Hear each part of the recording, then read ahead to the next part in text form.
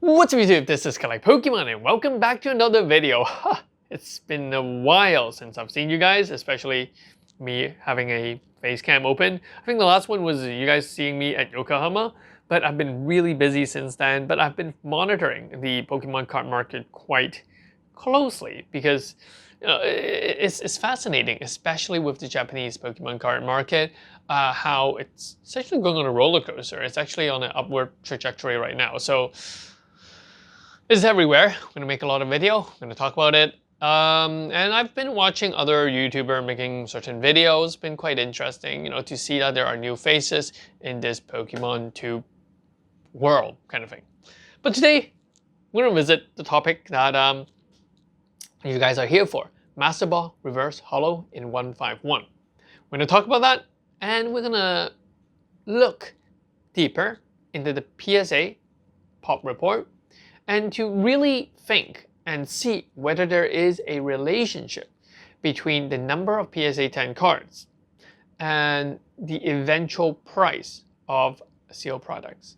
So this is going to be a fun one, a juicy one, a longer one. So hit the like, hit the subscribe, let me know what you think.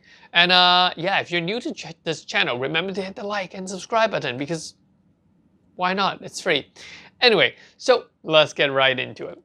So what made me think about this video is that I wanted to collect a whole set of Master Ball PSA 10 set because I think that it's cool, but currently it's one of my lower priority because I'm trying to collect another 2 full PSA 10 set of other stuff, which I will review. I will tell you guys later on.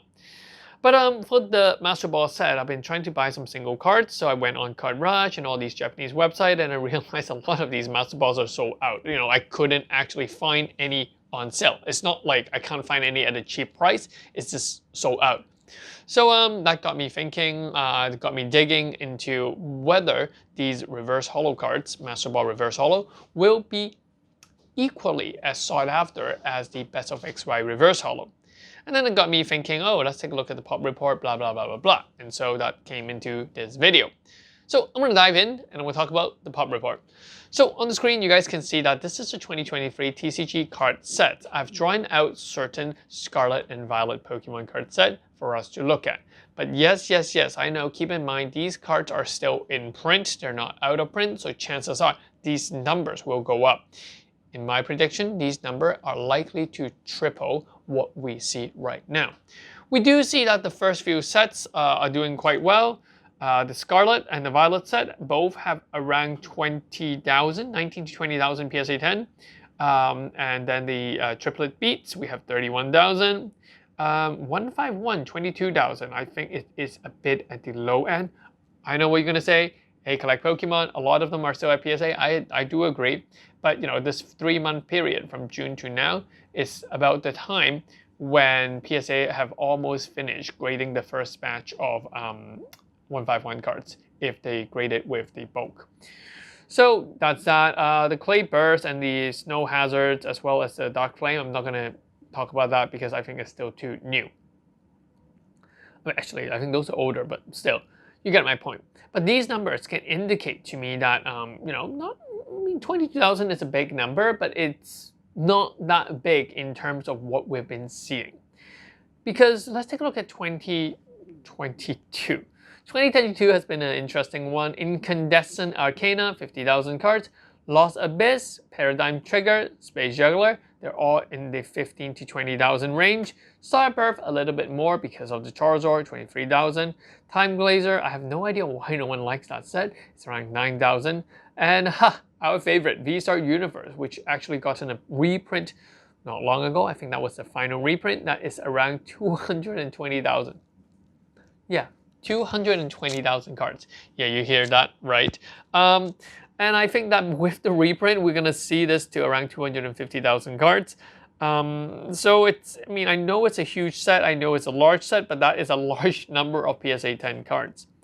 So will V-Star Universe be a good investment as a sealed product in the future? A lot of you guys will be asking this question because I think that V-Star Universe is still very accessible right now because of the reprint. And I don't know. I am holding on to around 100 boxes, 5Ks, something along that line. Will I buy more? Unlikely. I would just stick to my 5 cases because I have doubt about the set giving or seeing that big of a pop number.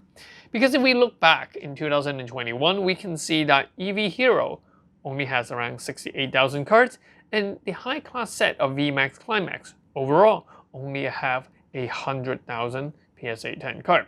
Compared to that 220,000, if anything, I do believe that VMAX Climax will do a lot better first and a lot better in general than V-Star Universe.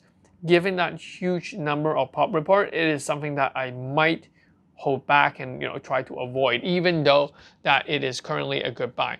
But don't get me wrong, is it a good investment? It is, but relative to other sets, I have my reservation. I mean, I'd rather put my money into into 151 when the reprint come out, because reprint of 151 is set to come out in the next few months or so. So, we have to keep our eyes out for that. Now, if we look back at all the other high-class set or all the other more what we consider to be popular set, such as our Ultra Shining GX, we see that there's 25,000 cards. If we look at Dream League, 54,000 cards. If we look at Tag Team All-Star, 50,000 cards. And if we look at the 20th anniversary expansion, there's 27,000 cards. And if we look at the price of these cards, that's what's going to be interesting. The price of the sealed product could indicate that that's why Dream League and Tag Team All-Star had been with a similar price range for a very long time, because the amount of PSA 10 are still very limited. The demand of these cards are increasing, whereas the supply will not increase anymore because all these boxes are out of print. Similar to Ultra Shining GX, that's why it would eventually reach points of your 20th anniversary set. But I think that, this is given its current demand.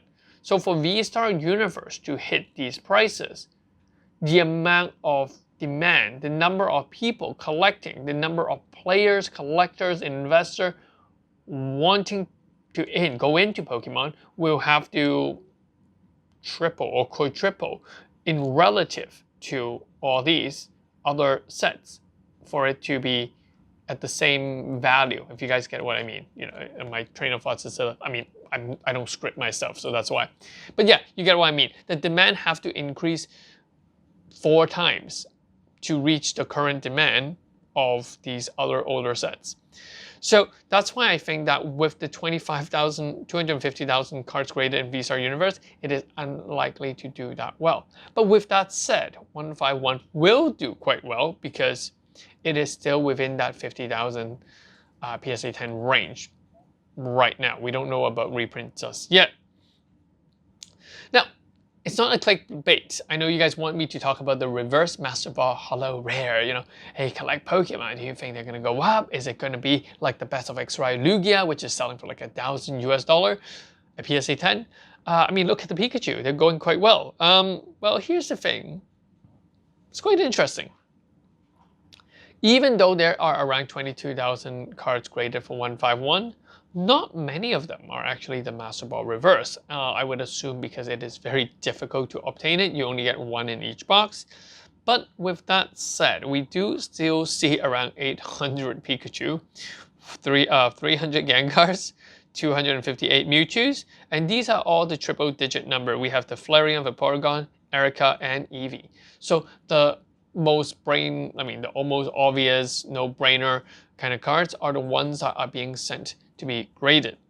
And I would assume that the less popular ones are still being graded by bulk services or something along that line. So a lot of this pop report might have not directly reflected.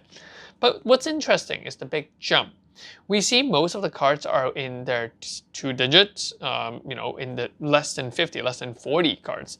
And, if we go further down here, a lot of them are even in the single digit. So this is what I think. I think that there will be some hardcore collector wanting to collect the full set of 151 PSA 10 Master Ball Reverse. And we're seeing a lot of these reflected by the PSA 10 price of even the lesser popular, like Caterpie or something along that line. PSA 10 Reverse Master Ball Caterpie, is still selling for USD $100.